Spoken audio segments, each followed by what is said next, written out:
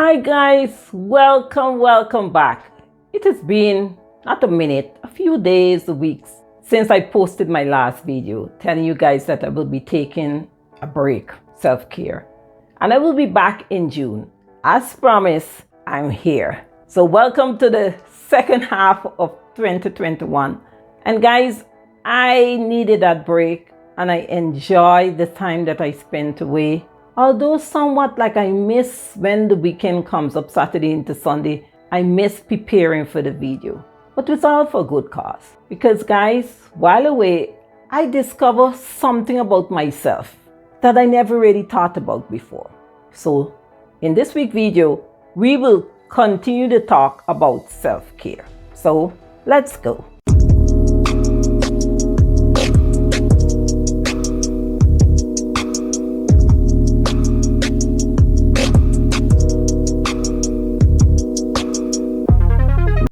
Hi, my name is Paula Simon, a believer who 25 plus years ago made a decision that changed my life, strengthened my faith, which led to a closer walk with God.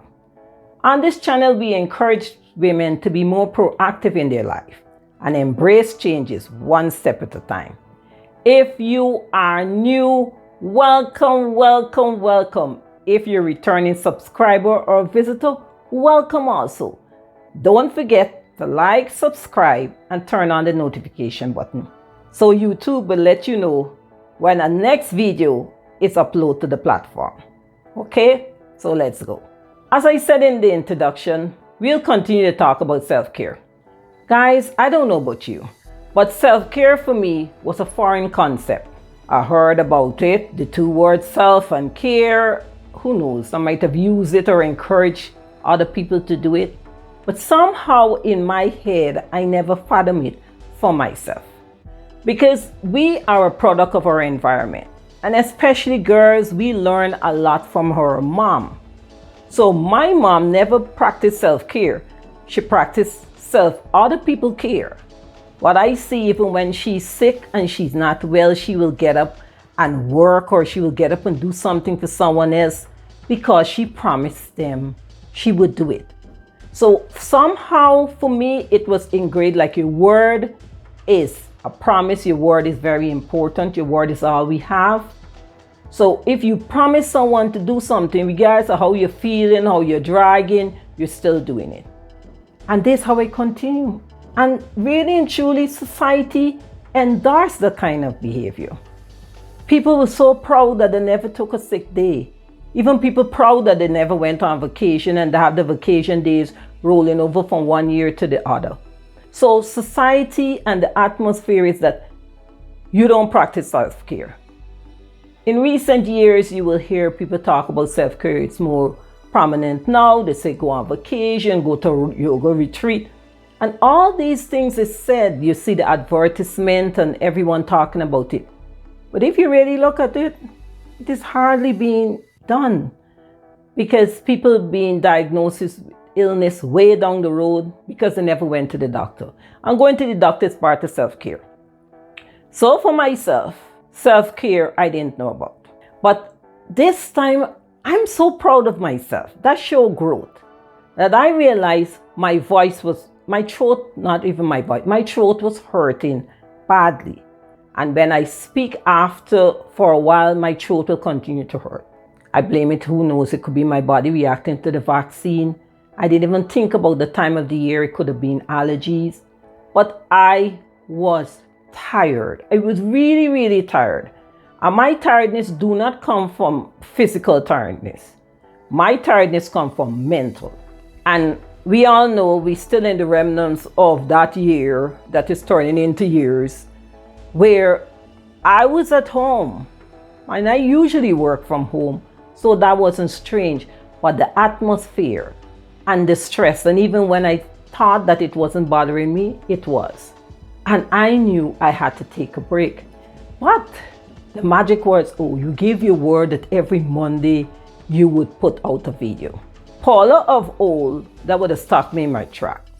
And who knows, even if it take me 10 hours to do the video, would have talked for 5 minutes, pause the recording, get my throat ready, come back and do it that's what I would have done. I would have figured out a way, regardless of how I was feeling, to get this video done because I gave my word. So the old habits pop up. Oh, you gave your word. And I could remember even mentioning to my daughter, I said, you know, Ken, I gave my word that every Monday I would put out a video, but I just couldn't do it. So grown-up Paula, all bold with herself, decided to call a pause and took a break. I had a few friends and subscribers reach out to me, but I would not have done that before. So that is growth. And although it might not look like much, to me, I'm excited about it because it means that I am growing. And guys, I'll advise you. 2020 taught us that we had to sit down. So many of us had to just sit because we couldn't run wrong as we usually do. We couldn't be part of all the 4 million organizations and meetings and practice and sessions. We were forced to sit. And if you look at it, they had some disturbance in the world, yes. But the world didn't stop turning because we didn't have all these activities and this busyness that we've been under. So that year taught us that. So moving forward, when you're not feeling well, when you know for a fact that something is not right with your body, don't try to self-diagnose. Oh, it could be this, it could be that. Get to the root of it. Because taking care of ourselves is so important. And we don't realize that, okay, you might be still moving, you might be still going to work, you might be still signing up or being part of the 4 million organizations that you're part of and practice and meetings and sessions. But when your body is not well, it affects you in other ways. Things you would not remember. If you're driving, it will affect the way you drive. It will affect your reflexes, how you will adapt to an approaching accident or anything like that. It would cost you money in the sense that you won't remember that there's a bill to pay, or you won't remember that you had to follow up with something. So when we are trying to self-diagnose and when we're not taking care of ourselves, it shows up in other areas of our lives. And even if it's something that we've been doing for years, like myself, a time have to come when we have to think and we have to do things differently. And part of our bold walk is saying when I need to pause, when I need to stop, when I just have to sit on my hands and said, you know what? Even if I sit out for a month, or I sit out for 2 months, or I sit out for 2 days, the world is not going to end because I stopped doing whatever I wanted to do or whatever I promised to do. But just be respectful of it. You let persons know, well, I won't be able to do this, or I'll have to stop doing that because it's other people's time and their effort will be involved. So we do that. Guys, when I look back at the times in my life that I was ill, and not just not feeling good, seriously ill, I pushed myself to a point that although I was ill, and really and truly, you might find persons doing things or going to work because of a financial situation. They might have so many bills, and if they don't go, they might end up losing the home, or have children, or have parents to take care of. The times when I went crazy, I was not in that situation. If I'm mistaken, I had savings. But because not practicing self-care, allowing my health to go from one level to the other level, then it affects my reasoning and my ability to, let me say, assess situations. So I was playing Russian roulette with my life. Because as I got more ill, my reasoning and everything was out, and I continued doing the craziness.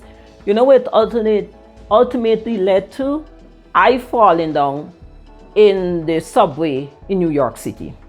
That is what put the brakes like 90% on me. I went into the hospital, and the doctor said, I don't know how you never suffer a heart attack. He said, because I was so anemic. I was suffering with fibroids. And any woman, especially a black woman, either they suffer with it or they know of someone who did.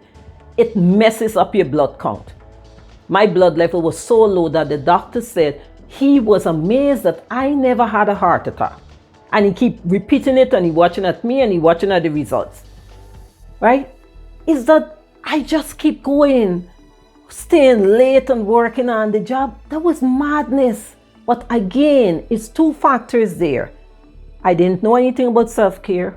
I wasn't taught about self-care. I didn't grow up in the time where you were supposed to be stopping and taking care of yourself. You take care of everybody else.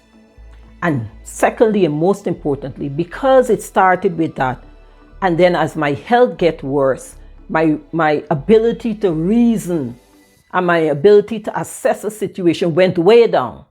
So by God's grace, obviously, as I tell you, if he still have you around, he got a plan for you. So he had more plans for me. He saved my life. So on this break, I went home. I went and spent 10 days in Guyana, where I get to hang out with my nieces and my nephews, and my friend Rose from high school, and my friend Roxanne from high school. So it was so much fun seeing Rose's daughters and talking with Roxanne, and we reminiscing about school and other friends, and I spoke with some friends on the phone. But I went there and I was so relaxed. Those 10 days were 10 great days. Guys, and I went to Guyana. We still have the pandemic going back and forth. But this is a little side note. I was so impressed in the way in which they're handling the pandemic. Let me rephrase it, how the government is handling it, because the people still trying to get away to go to the party, and the police got to round them up. But everywhere you go, there are hand sanitizing stations, which actually hand sanitizers inside of it, because here in Georgia, I'm seeing stations that when you put your hand, it empty. There were wipes, there were every government place you went into, or the banks, they're checking your temperature, and the signs around reminding you that there's a pandemic, you must wash your hands, you must social distancing. So I went there and I was so relaxed, guys, that I can't say crazy, all the things I'm supposed to do, washing my hands and wiping my hands, all the things I will do here in Georgia when I get into the car, or wiping down the steering wheel and all of these things. I went there, and sometimes I had to remember, Polly, we're supposed to use the hand sanitizer. But I was so relaxed that I was able to enjoy this trip, and I was able to socialize with my friends. I didn't get to see everyone. I didn't get to go and see everyone as I planned. But then again, before I would have said, oh, I needed to see this person, I should have gone and see this person. And I would have stressed myself and make sure I do it. And I refused to. All part of the growth. Next time I go wrong, they said that I didn't get to see. Now I will see them then. There's it, So we have to, going back to self-care, we have to practice it. We have to see the importance of it. If we don't, as we get older, as I'm saying, regardless of how fly you're looking, how you're feeling, how good the clothes looking, you're tipping wrong on your heels, you are getting older. The body isn't 26, regardless of how toned is your stomach. It ends 26. You're 50, and as you get older, over 50, the aging accelerates. So because of that, the things we could have gotten away with in our 30s and our 40s, we can't run the same crazy game now. We have to pay attention. We have to spend time with ourselves. And when it's time for us to take a break, we just have to take a break. So guys, I had a break and I enjoyed myself. I miss you guys. So I'm back feeling far more better and thanking God that he granted me that opportunity to take a break. And I get smarter. There's the part about it. I'm getting wise that I knew when it was time to make a stop. And I did.